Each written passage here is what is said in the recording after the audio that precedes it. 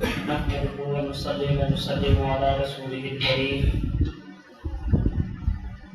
أما بعد فأعوذ بالله من الشيطان الرجيم بسم الله الرحمن الرحيم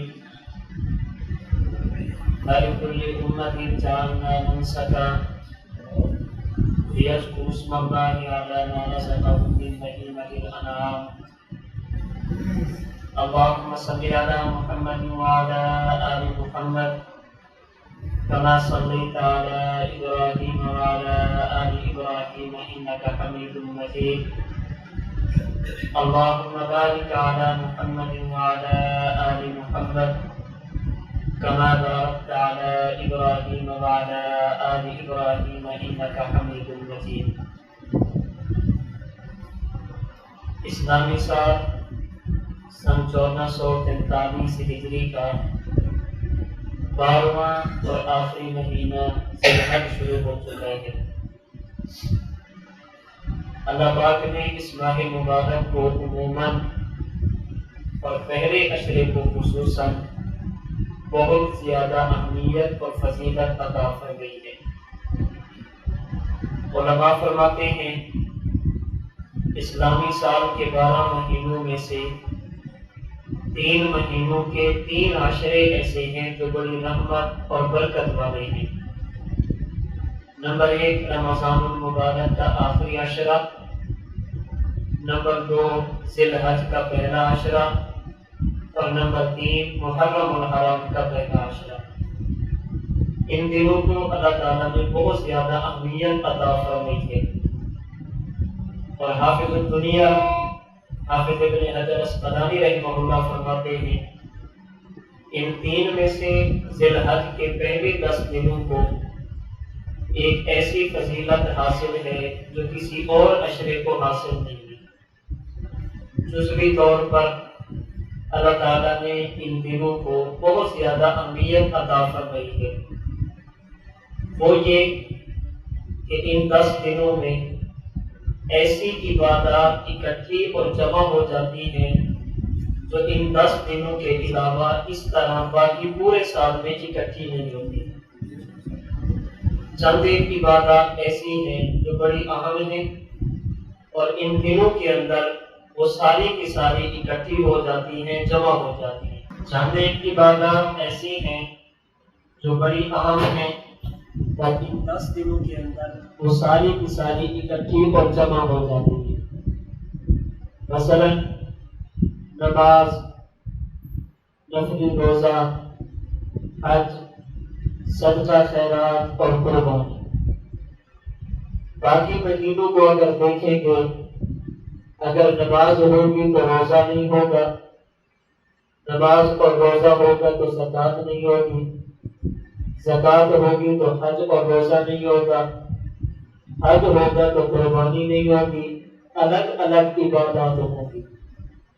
یہ 10 دن ایسے ہیں جن میں نماز بھی ہے، نفلی روزہ بھی ہے، صدقہ خیرات بھی ہے، حج بھی ہے اور قربانی بھی ہے.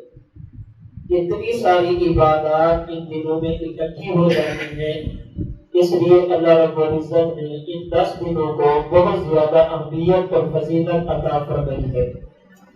اور انہی عبادات کی بنیاد پر قرآن کریم کے 30ویں پارے میں اللہ تعالیٰ نے پہلے 10 دنوں اور راتوں کی قسم اٹھاتے ہوئے فرمایا والفجر وليال عشر. رسول اکرم صلی اللہ علیہ وسلم نے وليال عشر کی جو تفسیر فرمائی ہے وہ ذی الحج کے پہلے 10 دنوں سے فرمائی ہے. اللہ پاک نے قسم اٹھائی ہے کہ مجھے ان 10 راتوں کی قسم. ہمارا ایمان ہے اللہ تعالیٰ اگر کسی چیز کو بیان کرنے مومن کے لیے وہ بہت اہم ہوتی ہے، لیکن اللہ پاک کسی چیز کو قسم اٹھا کر بیان کرنے تو اس میں مزید اس کی اہمیت کو بیان کرنا مقصد ہوتا ہے. یہ راتیں اور دن جو چل رہے ہیں یہ ایسے دن اور راتیں ہیں جن کی قسم خود پروردگار عالم نے اٹھائی ہے. اللہ تعالیٰ نے ان راتوں کی قسم اٹھائی ہے. اور جناب رسول اللہ صلی اللہ علیہ وسلم نے اپنے کئی ایک فرامین میں اس ماہ مبارک اور ان دنوں کی فضیلت بیان فرمائی ہے۔ سنن ترمذی کی ایک روایت کے مطابق ذی الحج کے 2 دن ہیں، ان میں ایک دن کا روزہ 1 سال کے روزوں کے برابر ہوتا ہے، اور ایک رات کی عبادت لیلۃ القدر کی عبادت کے برابر ہوتی ہے۔ اگر کوئی بندہ ان دنوں میں ایک روزہ رکھتا ہے، یہ مقدار میں روزہ ایک ہوتا ہے، لیکن اجر اور ثواب 1 سال کے روزوں کا ملتا ہے۔ اور اگر کوئی بندہ ان راتوں میں اللہ کی عبادت کرے، بظاہر رات ایک ہوتی ہے لیکن اللہ پاک اس پر اجر اور ثواب اتنا عطا فرماتے ہیں جتنا اجر اور ثواب لیلۃ القدر میں قیام پر، لیلۃ القدر میں عبادت پر عطا فرماتے ہیں۔ اور قرآن کریم میں اللہ پاک نے انسانیت کو حکم دیا فَلَا تَظْلِمُوا فِيهِنَّ أَنفُسَكُمْ، وہ مہینے جنہیں اللہ تعالیٰ نے عصمت عطا فرمائی ہے، اللہ تعالیٰ نے حرمت عطا فرمائی ہے، ان مہینوں میں اپنے اوپر ظلم نہ کرو، اپنا نقصان نہ کرو۔ کیا مانا؟ ان مہینوں میں وہ کام کرو جو اللہ کی رضا والے ہوں، اور ان کاموں سے اپنے آپ کو بچاؤ جو اللہ کی ناراضگی والے ہوں۔ عبادات کا اہتمام کرو اور اپنے آپ کو گناہوں سے بچانے کی فکر کرو۔ علماء امت فرماتے ہیں اگر کوئی بندہ ان دنوں میں عبادت کر لے، اللہ تعالیٰ کی ذات سے امید یہی ہے اللہ تعالیٰ پورا سال اس کو عبادت کرنے کی توفیق عطا فرمائیں گے۔ اگر کوئی بندہ ان دنوں میں اپنے آپ کو گناہوں سے بچا لے، اللہ تعالیٰ کی ذات سے امید یہی ہے اللہ تعالیٰ باقی دنوں میں بھی اس بندے کو گناہوں سے بچا لیں گے۔ اور اگر کوئی بندہ ان دنوں میں بھی عبادت نہ کر سکے، ان دنوں میں بھی اپنے آپ کو گناہوں سے نہ بچا سکے، پھر یہ دن گزرنے کے بعد عبادت کرنا اور گناہوں سے بچنا اسباب کے درجے میں انسان کے لیے مشکل ہو جاتا ہے۔ یہاں عبادت کریں گے، بعد میں عبادت کی توفیق ملے گی، اور اگر یہاں پر گناہوں سے بچ جائیں گے، بعد میں گناہوں سے بچنے کی توفیق ملے گی۔ اگر ان دنوں میں بھی عبادت نہ کی اور گناہوں سے اپنے آپ کو نہ بچایا، تو یہ دن گزرنے کے بعد بھی انسان کو عبادت کی توفیق نہیں ملتی، اور گناہوں سے بچنا یہ انسان کے لیے بہت مشکل ہو جاتا ہے۔ اور ایک بات مجھے اور آپ کو ہمیشہ ذہن میں رکھنی چاہیے، جن دنوں میں عبادت کرنے پر اجر اور ثواب زیادہ ملتا ہے، ان دنوں میں گناہ کرنے پر سزا بھی زیادہ ملتی ہے۔ وہ جگہ جہاں پر عبادت کرنے پر اجر بڑھتا ہے، اگر انسان اس جگہ پر اللہ کی نافرمانی کرے، اس پر گرفت اور پکڑ بھی اللہ کی طرف سے اتنی سخت ہوتی ہے۔ مسجد ایک ایسی جگہ ہے جہاں پر عبادت کا اجر بڑھ جاتا ہے، اور اگر کوئی بندہ یہاں پر گناہ کرے گا تو اس کی سزا اور وبال بھی اسی کے مطابق ہوگا۔ تو ان دنوں کے اندر کوشش کریں، عبادات کا اہتمام کریں، کوشش کریں اللہ اور اللہ کے رسول صلی اللہ علیہ وسلم کی فرما برداری والی زندگی گزاریں۔ کوئی کام بھی ایسا ان دنوں میں نہ کریں جو اللہ تعالیٰ کی ناراضگی اور اللہ کے محبوب صلی اللہ علیہ وسلم کی ناراضگی والا ہو۔ مجھے اور آپ کو ان دنوں میں کیا کرنا چاہیے، کون کون سے اعمال پر توجہ دینی چاہیے، اختصار کے ساتھ چند ایک اعمال کا تذکرہ کرتا ہوں۔ نمبر 1، نمازوں کا اہتمام کریں، نمازوں کا اہتمام کریں۔ نماز ایک ایسی عبادت ہے جو کسی صورت بھی معاف نہیں ہے۔ اگر کوئی بندہ گھر میں ہو، مقیم ہو، نماز پھر بھی فرض ہے۔ اگر سفر میں ہو، نماز پھر بھی فرض ہے۔ اگر کوئی بندہ صحت مند ہو، نماز تب بھی فرض ہے، اور اگر کوئی بندہ بیمار ہو، نماز تب بھی فرض ہے۔ نماز ایک ایسی عبادت ہے جو کسی صورت بھی معاف نہیں ہے، اور جناب رسول اللہ صلی اللہ علیہ وسلم نے اس عبادت کا کتنا اہتمام فرمایا، آپ نے نماز کی کتنی پابندی فرمائی۔ آپ علیہ الصلوۃ والسلام کی زندگی کے جو آخری ایام ہیں، جنہیں مرض الوفات کے دن کہا جاتا ہے، آپ علیہ الصلوۃ والسلام کو تکلیف ہے، اور کتنی تکلیف ہے کہ رحمت دو عالم صلی اللہ علیہ وسلم اپنے سہارے پر چل بھی نہیں سکتے۔ آپ علیہ الصلوۃ والسلام اس حالت میں بھی دو صحابہ کو لے کر دونوں کے کندھوں پر ہاتھ رکھ کر آپ مسجد نبوی میں تشریف لاتے ہیں۔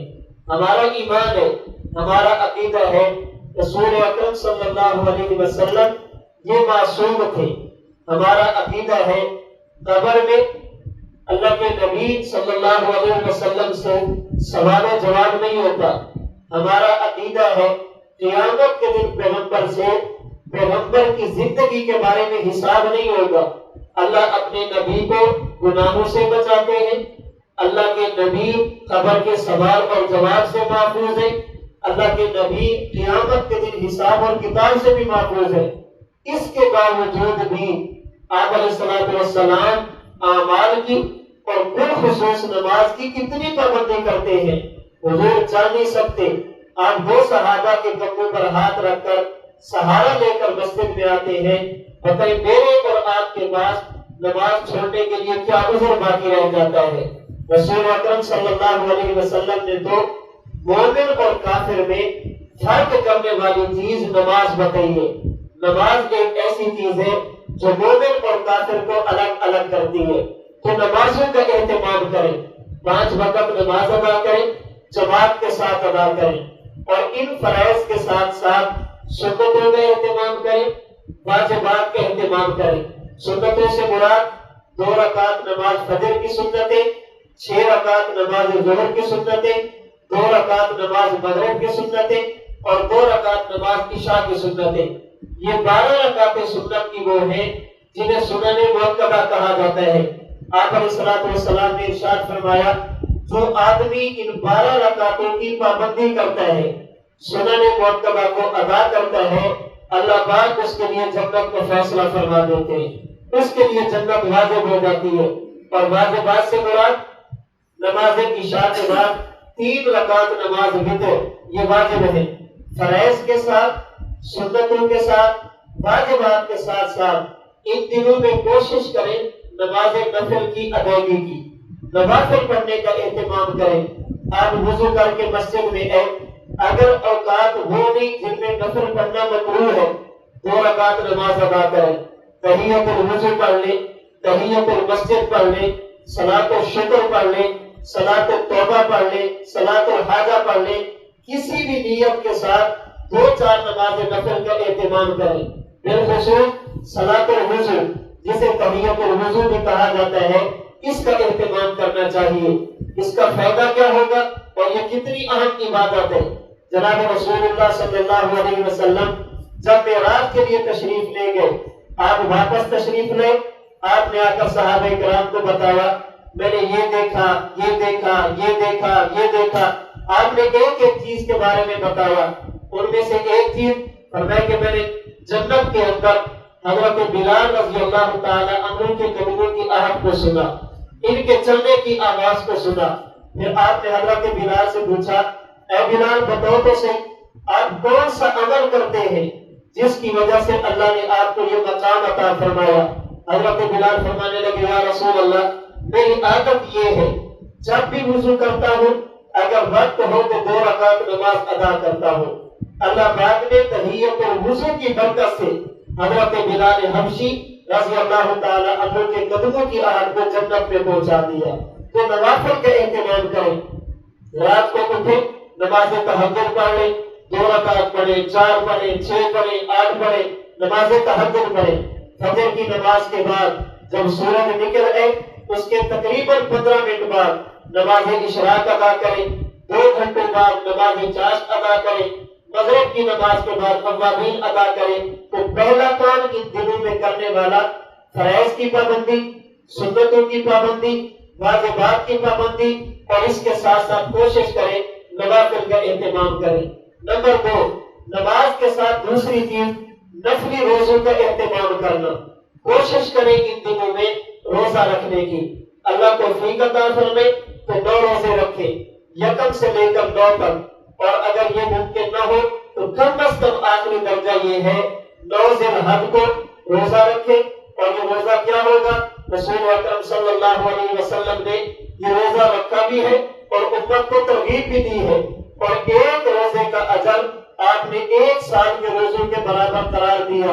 اور غالب نازل حج کے بارے میں آپ نے فرمایا جب کوئی بندہ ایک دن کا روزہ رکھتا ہے اللہ تعالیٰ اس کی زندگی کے پہلے سال کے گناہوں کو بھی معاف فرما دیتے ہیں، اور جو اس کے بعد آنے والا سال ہوتا ہے اللہ تعالیٰ وہ گناہ بھی معاف فرما دیتے ہیں۔ تو روزوں کا اہتمام کریں، کوشش کریں جتنے روزے ہو سکے ان دنوں میں نفل روزے رکھیں۔ نمبر 3، نماز اور روزے کے بعد تیسرا کام جو ان دنوں میں کرنے والا ہے وہ ہے اٹھتے بیٹھتے چلتے پھرتے جناب رسول اللہ صلی اللہ علیہ وسلم پر درود پاک پڑھنا، کثرت کے ساتھ آپ علیہ الصلوۃ والسلام پر درود پاک پڑھنا۔ اور درود پاک پڑھتے وقت دو چیزیں ذہن میں رکھیں۔ نمبر 1، آپ علیہ الصلوۃ والسلام اللہ کے وہ برگزیدہ پیغمبر ہیں جن کی برکت سے اللہ نے ہمیں کائنات کی ساری نعمتیں عطا فرمائی اور جن کی برکت سے اللہ ہمیں جنت بھی عطا فرمائیں گے۔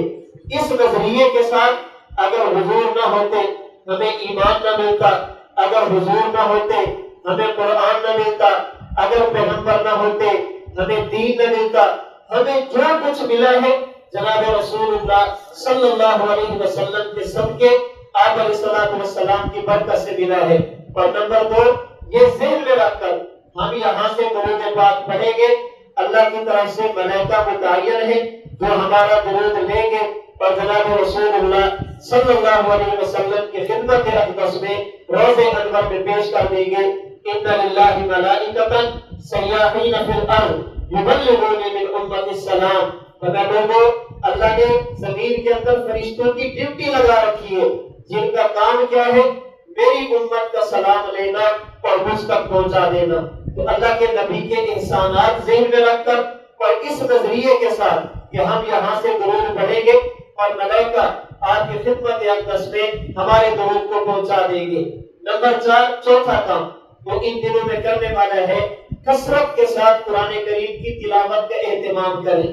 جتنا زیادہ ہو سکے قرآن کریم پڑھیں اور زیادہ سے زیادہ تلاوت قرآن کو اپنا معمول بنائیں۔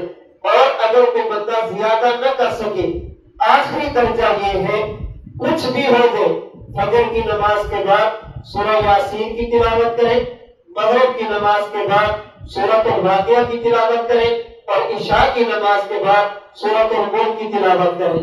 ان 3 سورتوں کا اہتمام روزانہ کی بنیاد پہ کریں۔ اس کا فائدہ کیا ہوگا؟ احادیث مبارکہ کے مطابق جو آدمی فجر کے بعد سورہ یاسین پڑھتا ہے اللہ تعالیٰ سارے دن کے کام اس کے لیے آسان فرما دیتے ہیں، اور جو بندہ مغرب کے بعد سورۃ الواقعہ پڑھتا ہے اللہ اسے غربت سے بچائیں گے، فقر و فاقہ سے بچائیں گے، اللہ معاشی تنگی سے اس بندے کو محفوظ فرمائیں گے۔ اور جو بندہ عشاء کی نماز کے بعد سورۃ الملک کی تلاوت کرتا ہے اللہ کریم اس بندے کو قبر کے عذاب سے بچا لیں گے۔ آپ بتائیں دن کے کام بھی بن جائے، انسان غربت سے بھی بچ جائے، قبر کے عذاب سے بھی بچ جائے، اس کے علاوہ بندے کو اور کیا چاہیے؟ ایک بات اور بھی قرآن کریم کی تلاوت کے حوالے سے عرض کر دوں۔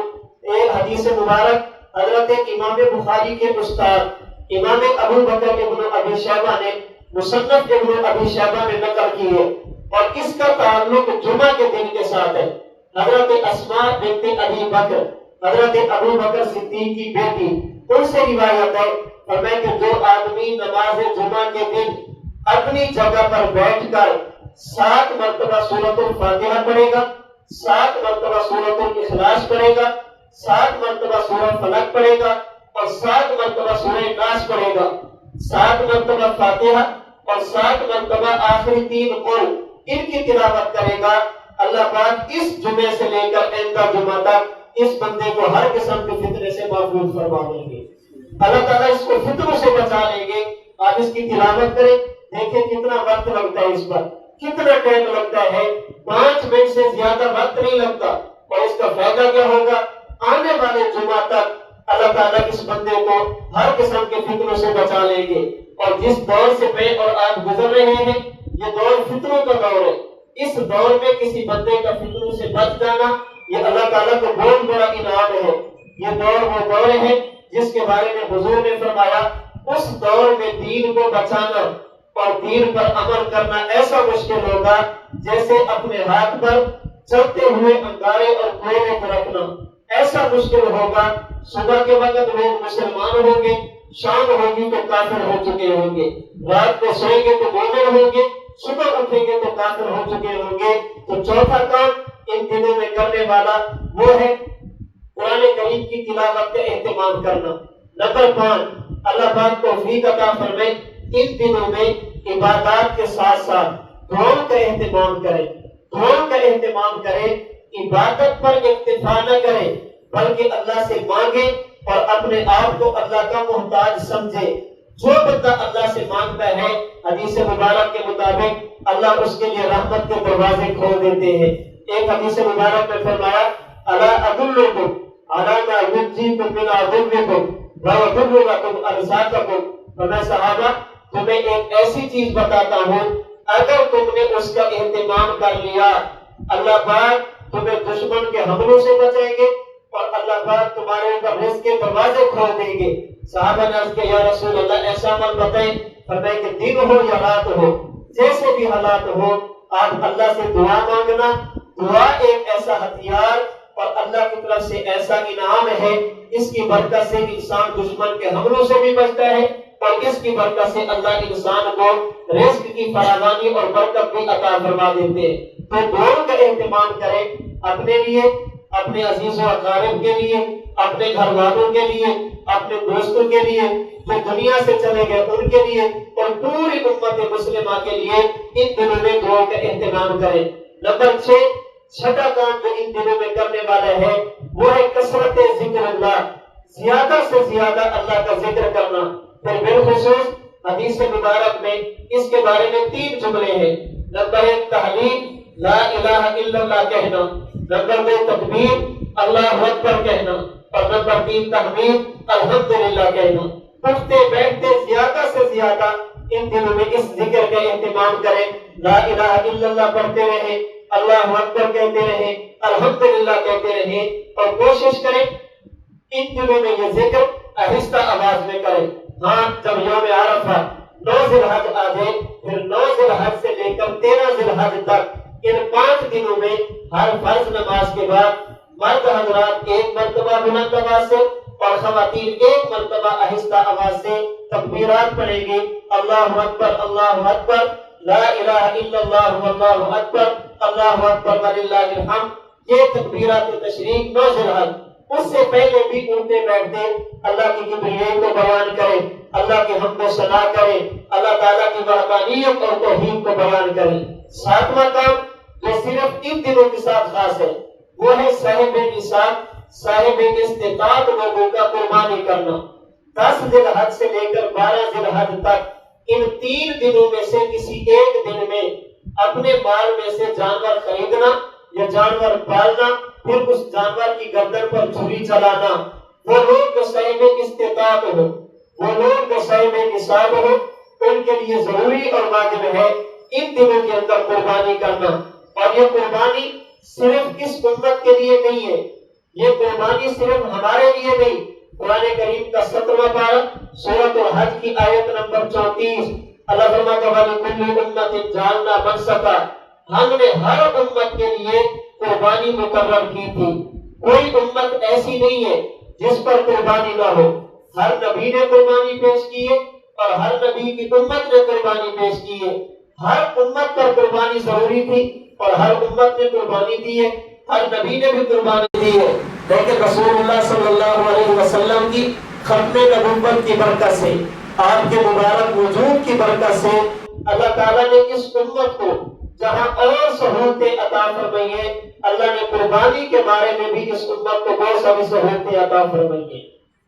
قربانی وہاں بھی تھی، قربانی ہماری امت میں بھی ہے، اس امت کے اندر بھی ہے، لیکن ختم نبوت کی برکت سے اور خاتم النبیین صلی اللہ علیہ وسلم کی برکت سے اللہ نے اس امت کو سہولتیں عطا فرمائی، اللہ تعالیٰ نے اس امت کو آسانیاں عطا فرمائی۔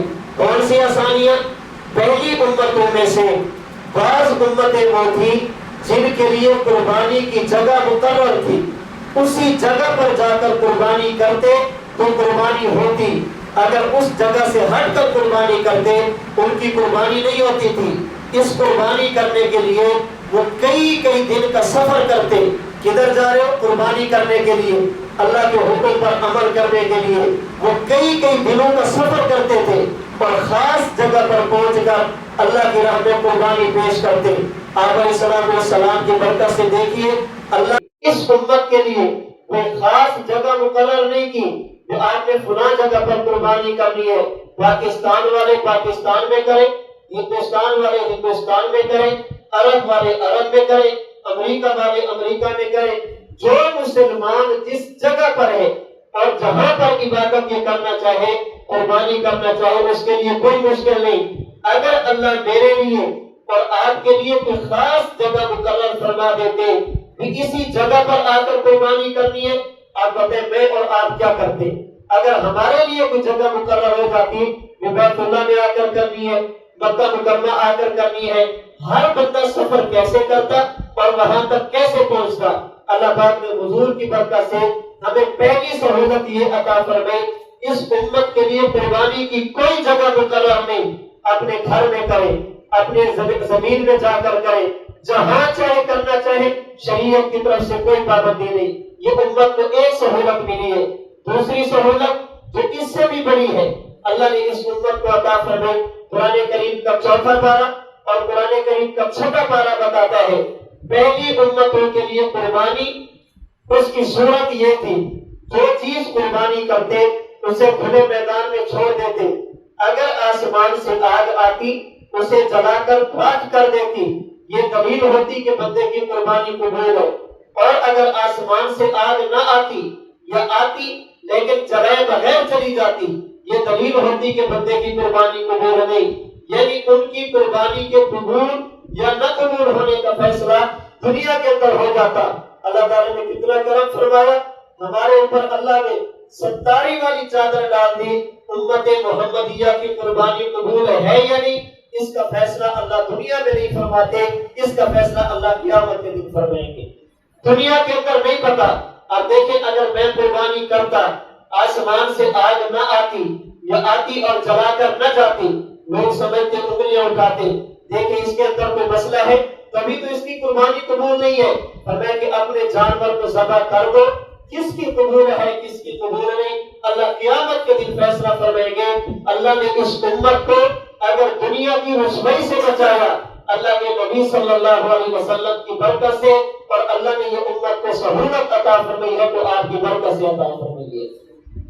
اچھا، اگر پہلی امتوں کی طرح اس امت کی قربانی کے قبول ہونے کا فیصلہ دنیا میں ہوتا، اس کا ایک نقصان اور کیا ہوتا؟ لوگ حسد کرتے، دشمنی کرتے، لوگ بساوقات جان لینے میں آ جاتے۔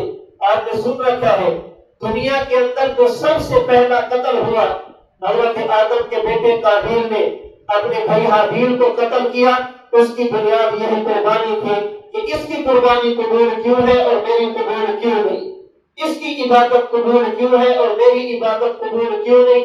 اسی بنیاد پر حسد کی وجہ سے قابیل نے اپنے بھائی حابیل کو قتل کر دیا۔ اگر امت محمدیہ میں معاملہ یوں ہوتا، ایک بندے کی قربانی قبول دوسرے کی قبول نہیں، تو جس کی قبول ہے لوگ اس کے ساتھ حسد کرتے، دشمنی کرتے، نفرت کرتے، کینہ اور بغض پالتے۔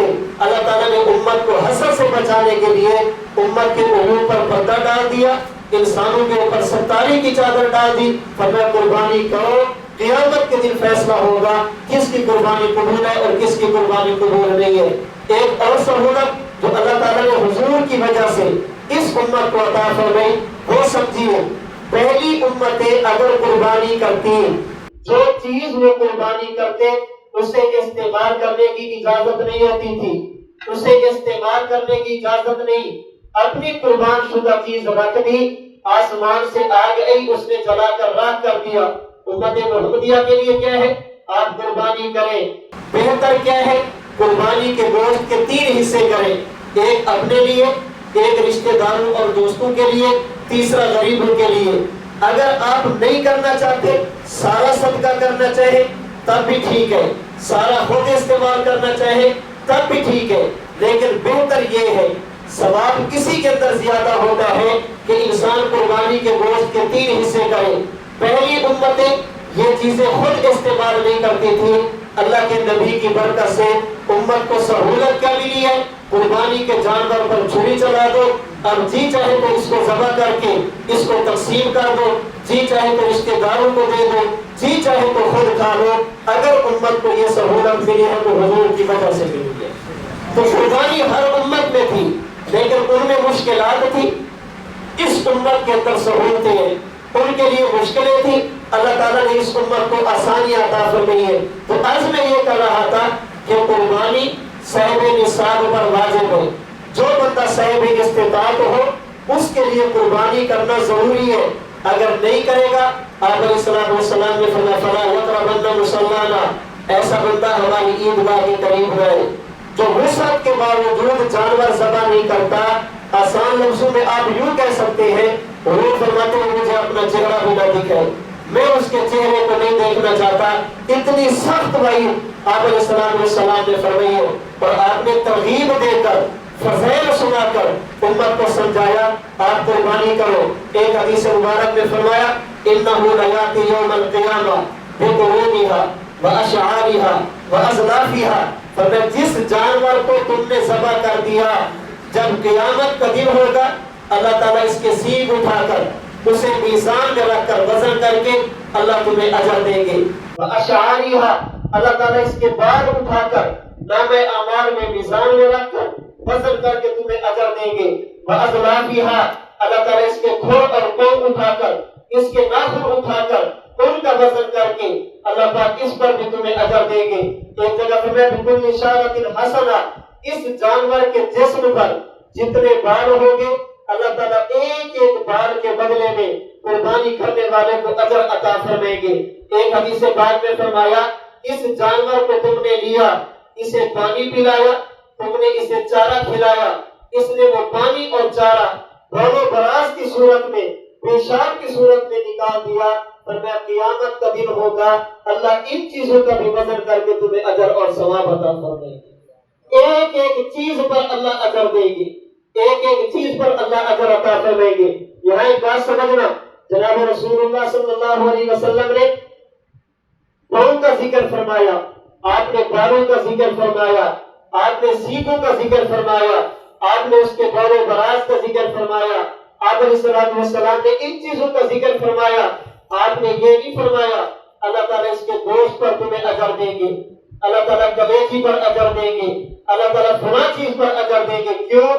یہ چیزیں وہ ہیں جنہیں ہم بالکل بیکار سمجھتے ہیں، بات ہم اتار کر پھینک دیتے ہیں، سینگ ہم کاٹ کر پھینک دیتے ہیں، اس کے پاؤں کھور اور ناخن ہم انہیں پھینک دیتے ہیں، اسے پلایا جانے والا پانی ہم اسے کسی کھاتے کا نہیں سمجھتے۔ اللہ پاک فرمانا چاہتے ہیں، حضور سمجھانا چاہتے ہیں، جن چیزوں کی تمہارے ہاں قیمت نہیں اللہ ان کی اتنی قدر کرتے ہیں، جن کی تمہارے ہاں کوئی قیمت نہیں اللہ ان پر تمہیں اجر عطا فرماتے ہیں۔ پتہ ہے جن چیزوں کی تمہارے ہاں قیمت ہوگی اللہ ان پر کتنا اجر عطا فرمائیں گے۔ جنہیں تم نے بیکار سمجھ کر چھوڑ دیا یہ ہمارے کسی کام کی نہیں، اللہ پاک ان پر اجر دیتے ہیں۔ جن چیزوں کو تم نے قیمتی سمجھا، جنہیں تم نے قیمتی سمجھا، اللہ پاک ان پر کتنا زیادہ اجر عطا فرمائیں گے۔ تو خیر ان دنوں میں ایک خاص عبادت جو اہل اسلام کرتے ہیں وہ ہے قربانی کی عبادت۔ صاحب نصاب لوگوں پر 10 ذی الحج، 11 ذی الحج اور 12 ذی الحج ان 3 دنوں میں سے کسی ایک دن میں قربانی کرنا یہ واجب ہے۔ 10 والے دن سورج نکلنے سے لے کر 12 ذی الحج سورج غروب ہونے تک صاحب استطاعت لوگوں پر قربانی کرنا واجب ہے۔ اس کے بعد قربانی نہیں، جیسے 10 سے پہلے قربانی کرنے سے قربانی نہیں ہوتی، اگر 12 کے بعد کریں گے وہ ایام قربانی نہیں ہے، قربانی کا دن نہیں۔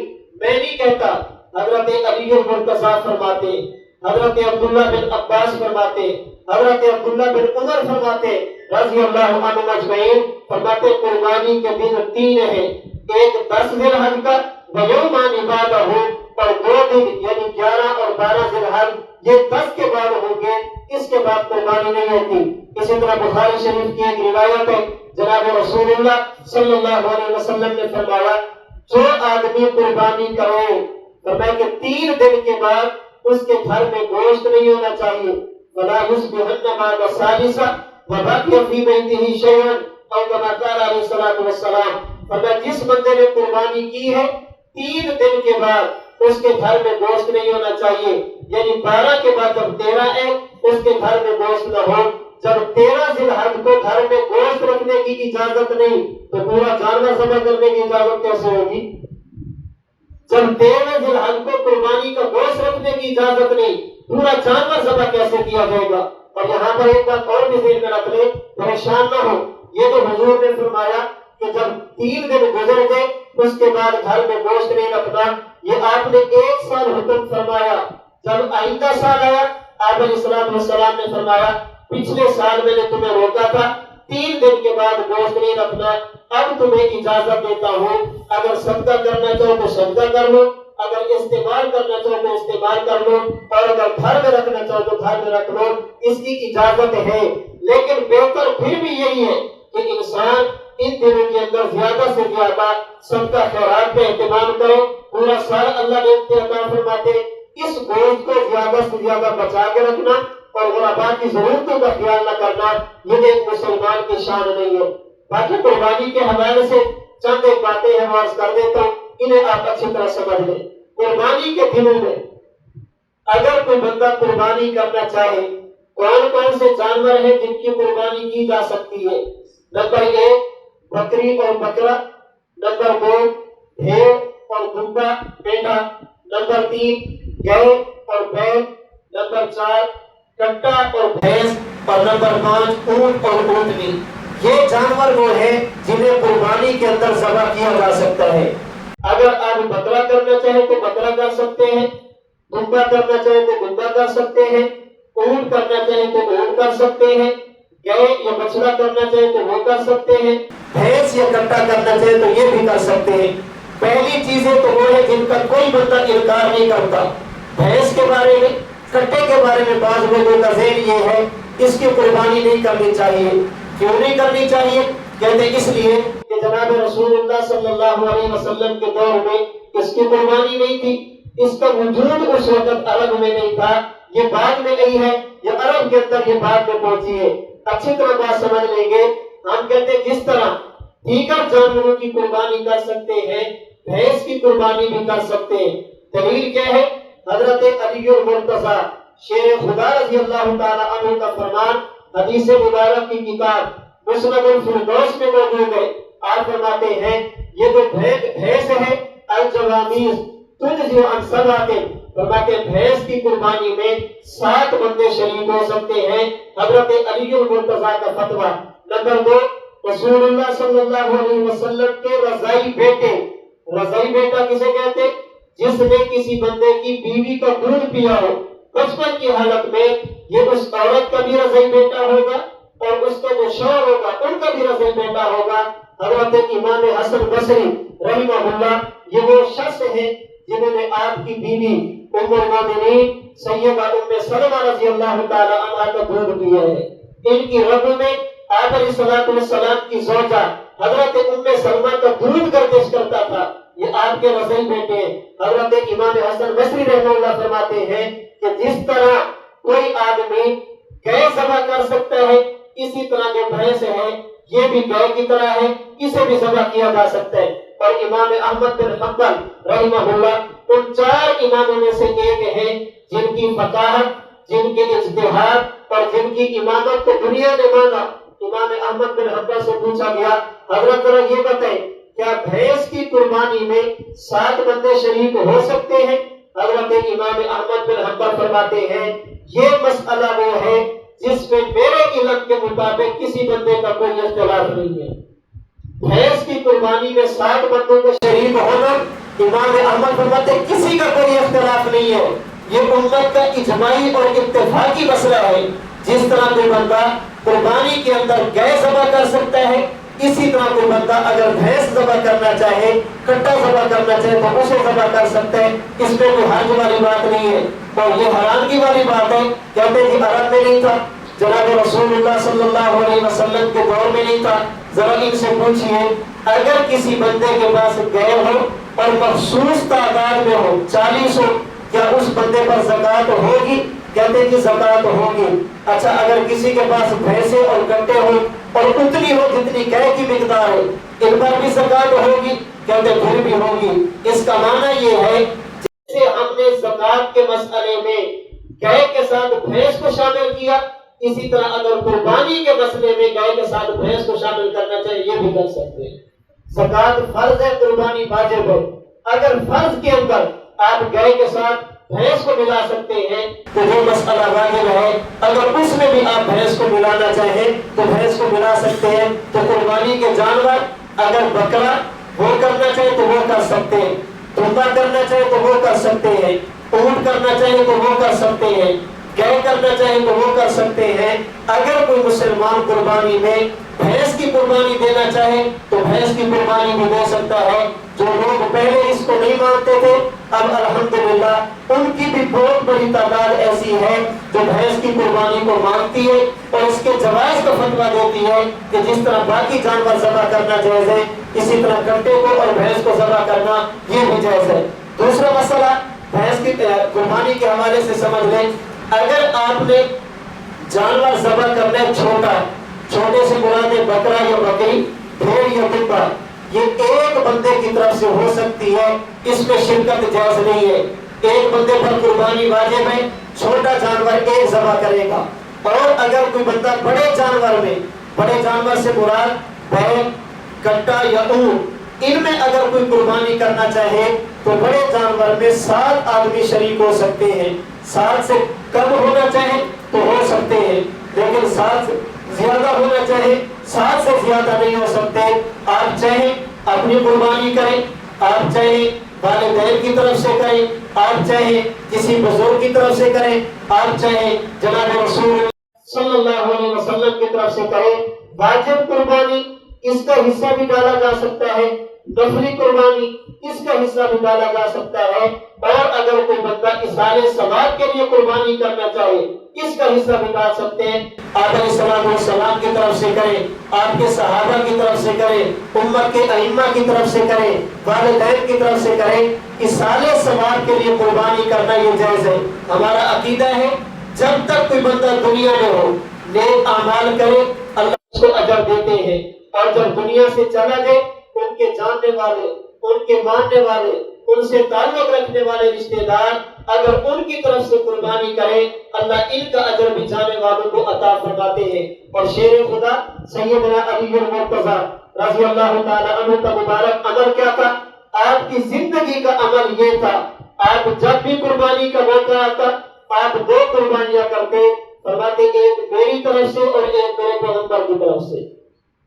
حضرت علی ہر سال ہمیشہ 2 قربانیاں کرتے، ایک اپنی طرف سے کرتے اور ایک آپ علیہ السلام کی طرف سے کرتے۔ اس موقع پر علامہ ابن عابدین شامی نے فتاوی شامیہ میں لکھا ہے، فرماتے اللہ جس بندے کو توفیق عطا فرمائے اسے چاہیے جس طرح اپنی قربانی کرتا ہے اپنے پیغمبر کی طرف سے بھی کرے۔ کیوں؟ فرماتے اس لیے کہ حضور وہ ہیں جنہوں نے ہمیں اندھیروں سے نکال کر ایمان کی روشنی عطا فرمائی ہے، اللہ کے نبی وہ ہیں جن کی برکت سے اللہ نے ہمیں توحید عطا فرمائی، نبوت عطا فرمائی، دین عطا فرمایا، جس پیغمبر کی برکت سے اللہ نے سب کچھ دیا۔ پھر مومن کا حق بنتا ہے اللہ اگر توفیق عطا فرمائے تو نبی کی طرف سے بھی قربانی کرے۔ یہ اصال ثواب کی قربانی ہوگی، اور اس نظریے کے ساتھ ہماری قربانی سے حضور کا فائدہ نہیں ہوگا، ہماری قربانی سے آپ کا فائدہ نہیں ہوگا۔ آپ تو وہ ہے جن کے درجات پہلے سے بلند ہیں، آپ تو وہ ہے جن کا مقام پہلے سے اعلیٰ ہے۔ اس نظریے کے ساتھ، اس فکر اور سوچ کے ساتھ اپنے نبی کے نام پر قربانی کریں گے اللہ حضور کی برکت سے ہماری قربانی بھی قبول فرما لیں گے۔ اصال ثواب کی نیت سے قربانی کرنی چاہیے۔ والدین دنیا سے چلے گئے ان کی طرف سے قربانی کریں، اور اس موقع پر یہ بھی ذہن میں رکھ لیں جس طرح آپ نے اپنی قربانی کی اس قربانی کے گوشت کے 3 حصے کرتے ہیں، اگر کسی کے اصال ثواب کے لیے کرے اصال ثواب کے اندر بھی یہی حکم ہے، آپ گوشت کے 3 حصے کر سکتے ہیں، ایک رشتہ داروں کے لیے، ایک اپنے لیے اور ایک غربا کے لیے۔ ہاں اگر کسی کے والدین نے وصیت کی تھی ہمارے جانے کے بعد ہماری طرف سے قربانی کرنا، اب اگر یہ قربانی کریں گے اس قربانی کا گوشت خود استعمال نہیں کر سکتے بلکہ سارا کا سارا غربا کو دینا یہ ضروری ہوگا۔ اگر وہ وصیت کر کے جائے پھر گوشت استعمال آپ نہیں کر سکتے. تو بڑے جانور کے اندر 7 آدمی شریک ہو سکتے ہیں. 7 سے کم ہو جائے اس میں حرج نہیں ہے، لیکن 7 سے زیادہ ہو، کسی شریک کا حصہ پورے حصے سے کم ہو تو کسی کی بھی قربانی نہیں ہوگی. بڑے جانور کے اندر 7 بندے شریک ہو سکتے ہیں.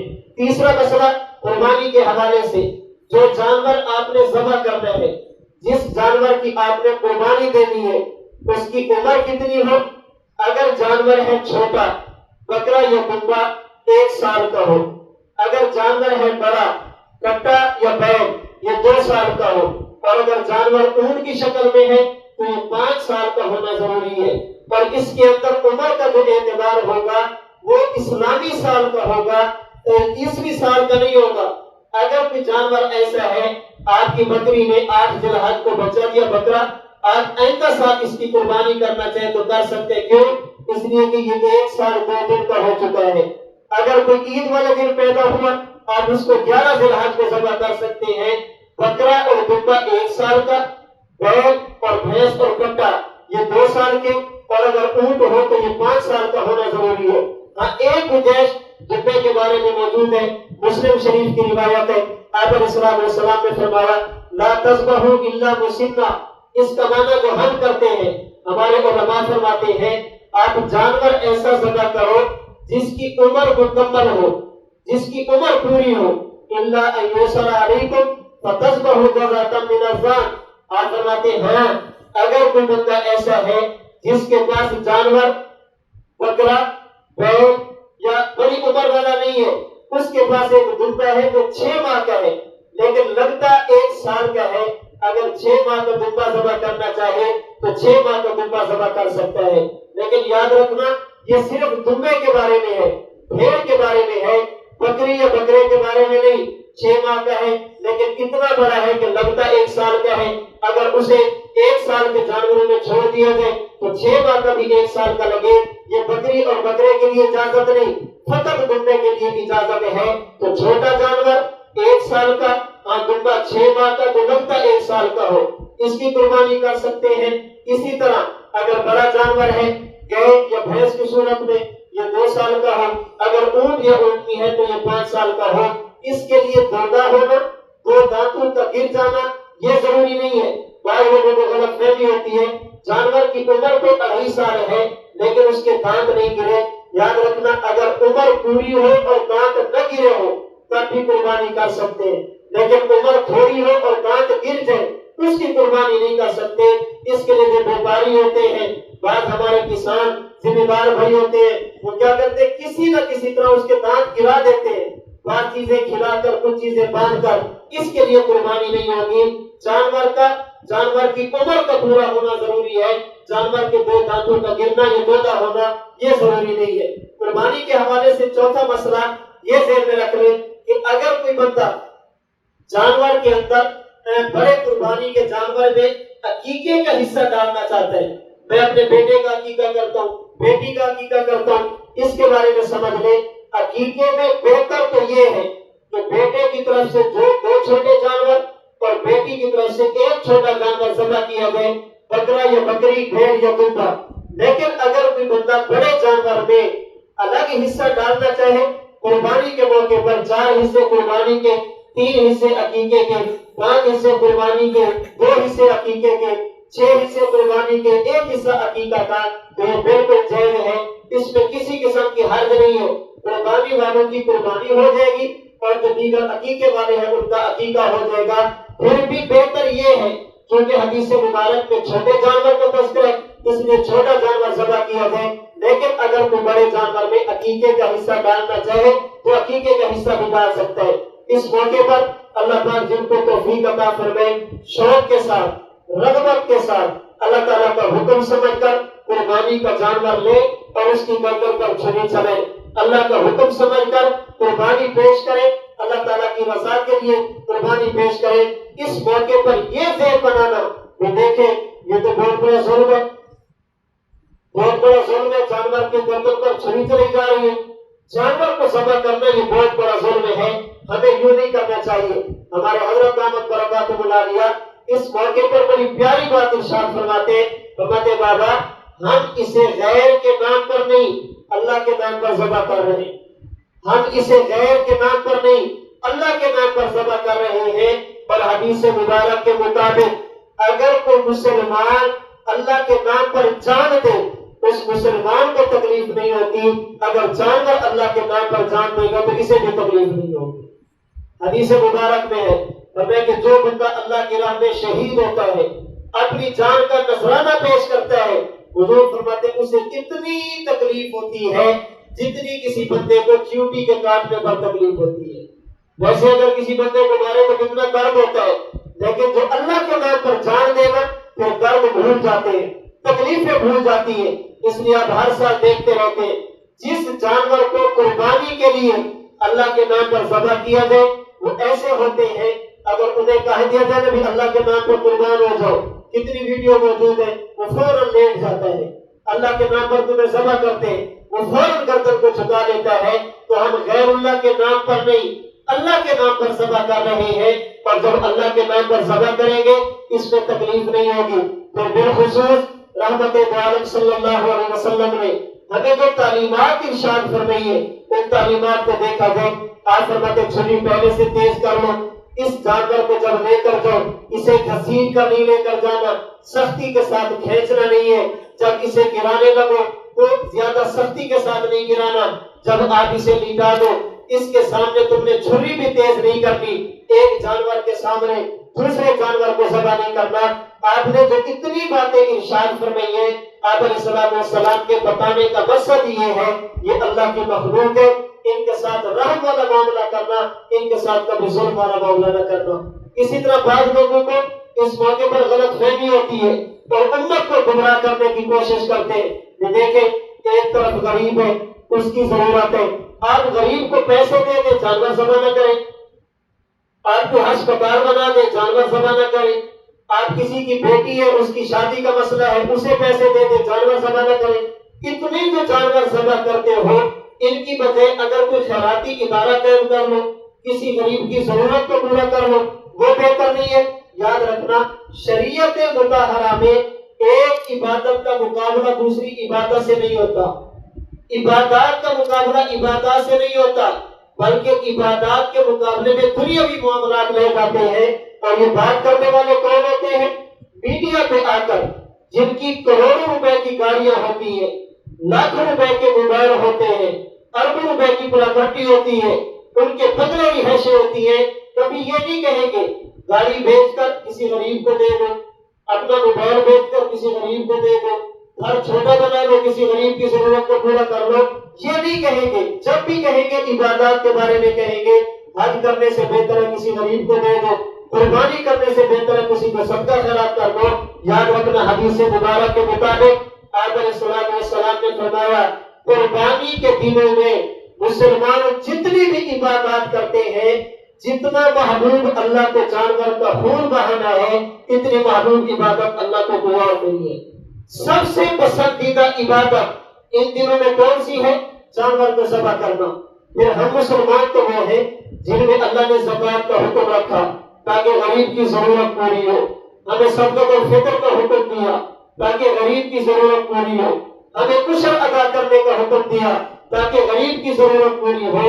حیرانگی کی بات یہ ہے ایک بندہ کروڑوں کی گاڑی میں بیٹھ کر اربوں کے بدلے میں رہ کر لاکھوں روپے کا موبائل لے کر کہتا ہے 25-30 ہزار کی قربانی نہ کرو کسی غریب کو دے دو کسی کا بھلا ہو جائے گا۔ ہم کو تو یوں نہ کہو بلکہ یوں کہنا چاہیے بڑی کوٹھی بنانے کی بجائے چھوٹا سا کمرہ بنا لو کسی غریب کو باقی پیسے دے دو۔ کہتے نہیں ہماری ضرورت ہے، اپنی ضرورت پر غریب کی ضرورت کو ترجیح نہیں دے رہے، لیکن جب شریعت کی بات آتی ہے کہتے ہیں کہ کس موقع پر غریب کا خیال کرنا چاہیے، غریب کا خیال کرنا چاہیے۔